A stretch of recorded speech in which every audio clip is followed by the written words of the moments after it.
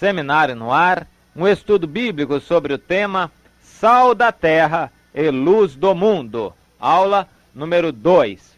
O quadro atual da igreja, prostituição espiritual.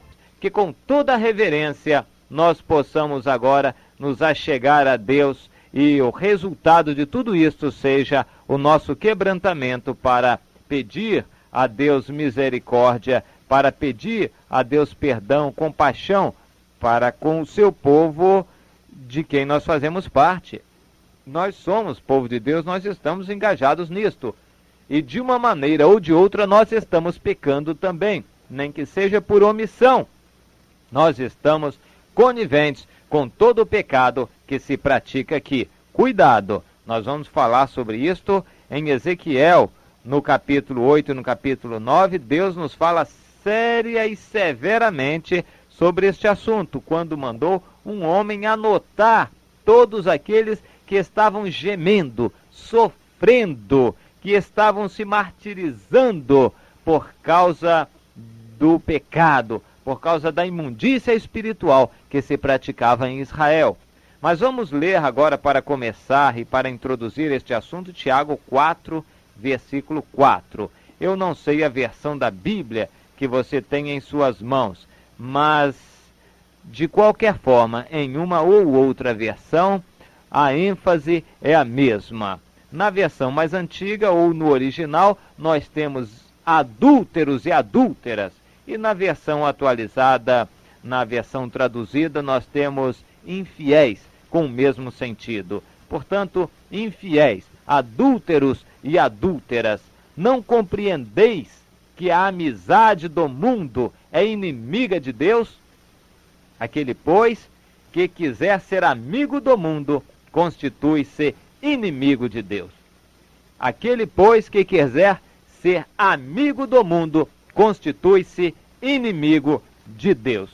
Nós vamos procurar caracterizar o que é o mundo, mas agora eu queria somente lembrar a você que mundo no sentido bíblico é tudo o que não foi criado por Deus. Os sistemas todos deste mundo que não foram criados por Deus. Tudo isto não pertence ao Pai, mas pertence ao mundo, como diz o apóstolo João, ou mais claramente, como diz lá também no final do seu livro, da primeira carta, pertence a Satanás. O mundo está posto no maligno. E não pense você que o mundo é somente a prostituição, as drogas, o vício das bebidas e o marginalismo. Não, a sociedade, a alta sociedade é mundo também, alta e baixa. A alta prostituição, o adultério de motéis, isto é do mundo também. O adultério do dinheiro, a contravenção baixa e a alta também. O suborno baixo e o suborno alto, tudo isto é do mundo igualmente. E o suborno de palavras, de interesses dentro da igreja, por cargos, isto é mundo também.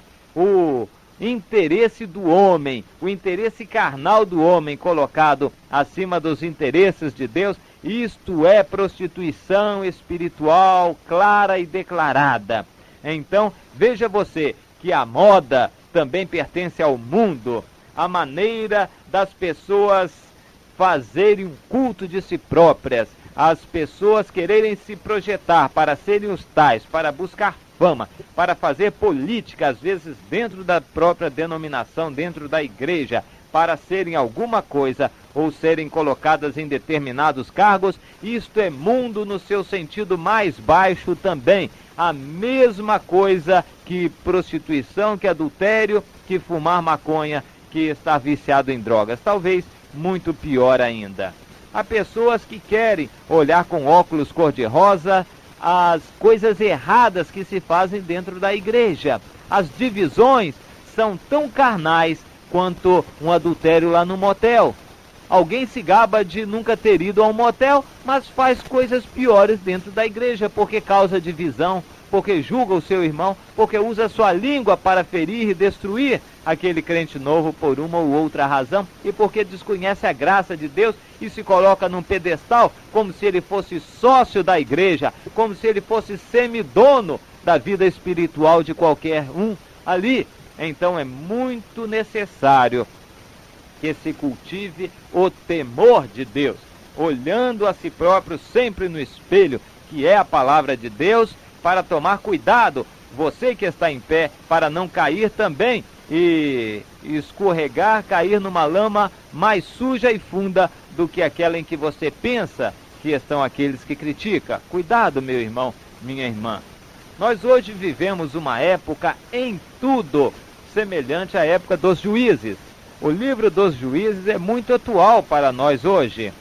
Eu tenho feito muitas citações ao livro de Juízes, mas bom seria, se Deus nos der esta oportunidade, ou se Deus nos desse, bom seria que fizéssemos um estudo um pouquinho sistemático sobre o livro de Juízes, porque é uma época bem semelhante à nossa, que é caracterizada ali.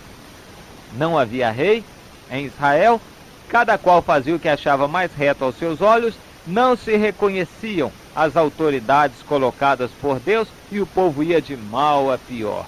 Então lá em Juízes 8:34 nós lemos que os filhos de Israel não se lembraram do Senhor seu Deus, que os livrara do poder de todos os seus inimigos em redor. Esta era uma constante, o povo tinha memória curta e sempre estava se esquecendo do Senhor e dos seus mandamentos. Hoje em dia é a mesma coisa. As pessoas se esquecem de Deus por causa da televisão, da novela, se esquecem de Deus por causa do seu emprego, que consideram sagrado, se esquecem de Deus por causa da sua aposentadoria, se esquecem de Deus por causa de tudo deste mundo, mas se esquecem de Deus. Só lembram de Deus quando vão à igreja. Mas não é isto que Deus quer. Deus quer a sua vida no altar e não a sua vida na igreja. Ele quer a sua vida no altar, o que é completamente diferente. Vamos colocar os pingos nos is. Vamos nos lembrar do que Deus realmente quer de nós. Se você ama a palavra de Deus e gosta de estudá-la, então em Juízes, no capítulo 9, você vai encontrar uma história interessante, porém triste. No capítulo 9, nós temos, no seu início, dos versículos 1 a 6, o Abimeleque era um sujeito muito ousado, muito atirado, exatamente como muitos líderes que há nas igrejas hoje em dia. Cheio de carnalidade, de más intenções. Começou politicamente, a lá Tancredo Neves, a regimentar apoio para a sua candidatura. Ele era um candidato, não se declarava publicamente, mas atraía os que lhe eram achegados para a sua candidatura. E ele era candidato a um cargo que ele queria criar, rei de Israel. Até então não havia rei, mas ele era candidato a este cargo. Ele queria este cargo, ele queria o poder que o cargo lhe conferia. E agiu, primeiro, matando seus quase 70 irmãos.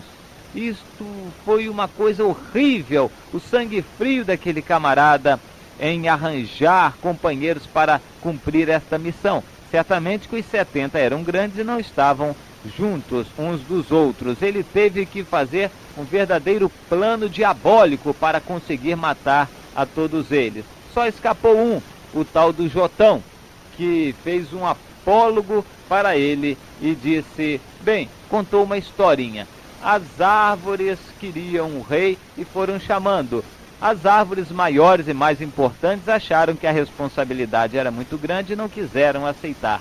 Até que ele chegou, perguntando a um por um, ao espinheiro se ele queria reinar. O espinheiro, sem responsabilidade nenhuma, aceitou o encargo. Este espinheiro era exatamente o Abimeleque. Hoje em dia, nós estamos cheios de Abimeleques nas igrejas, cheios de gente que quer liderar, gente que quer falar, que quer mandar, que quer ocupar cargos, que quer ter posição, que quer ter prestígio na igreja, achando que este é o caminho. Eles não conhecem o caminho da humilhação, o caminho de Jesus, o caminho espiritual. Eles desconhecem totalmente. São como os Diótrefes.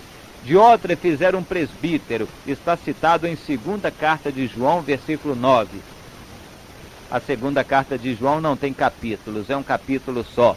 É o versículo 9. Diótrefes era tão ignorante quanto as coisas espirituais, era tão cego como Abimeleque, que rejeitou o próprio João, apóstolo, amigo de Jesus, o apóstolo querido, como era conhecido entre os seus pares. Este João, que foi talvez dos mais íntimos junto a Jesus, o Diótrefes simplesmente resolveu desconhecer ao apóstolo João e não dava acolhida a ele, não deixava que ele visitasse a sua igreja, que o Diótrefes achava que era dele. Ele se achava dono da igreja, o tal do Diótrefes, que era o presbítero, o líder, o pastor, o missionário, o dono daquela igreja. Isto o apóstolo João relata com muita simplicidade e humildade, mas com tristeza no seu coração, que ele queria muito visitar determinada igreja, mas o tal do Diótrefes se tinha como dono da igreja e não o acolhia, nem deixava que os outros o acolhessem. Ou seja, não deixava que o apóstolo João visitasse aquela igreja. Que situação triste. Hoje em dia, a situação é bem parecida. Pessoas nécias, ímpias no seu coração, não sabendo que é a igreja, não tendo temor de Deus, se arvoram em grandes líderes e querem ser os tais como donos da igreja. Que coisa triste. Meus irmãos, isto já havia acontecido em outra época. Em Ezequiel capítulos 8 e 9, Deus revela ao seu profeta Ezequiel uma coisa terrível que ele, Ezequiel, desconhecia. Deus disse: venha cá. Em visão, o levou em espírito a Jerusalém e mostrou: olhe só, meu servo profeta, o que estão fazendo esses líderes, sacerdotes, aí no meu templo. Estão profanando o templo de alto a baixo. Estão profanando com toda a sorte de prostituição espiritual. O profeta Ezequiel ficou pasmado, ele não acreditava no que via. Achava que era um sonho tudo aquilo. Deus disse: não, é verdade. E depois ele começou a ver um homem cingido com um estojo de escrevedor, que estava anotando as frontes de todos aqueles que gemiam, que sofriam, que não se conformavam com esta podridão espiritual e queriam que o povo se voltasse para Deus. Resultado, meus irmãos, quase todo mundo estava no meio da prostituição. Pouquíssima gente foi anotada. E assim, quando Jesus vier, poucos estarão na fé, firmes também. A maior parte estarão no pecado. Lá em Malaquias 2, versículos 8 e 9, Deus chama a atenção dos sacerdotes.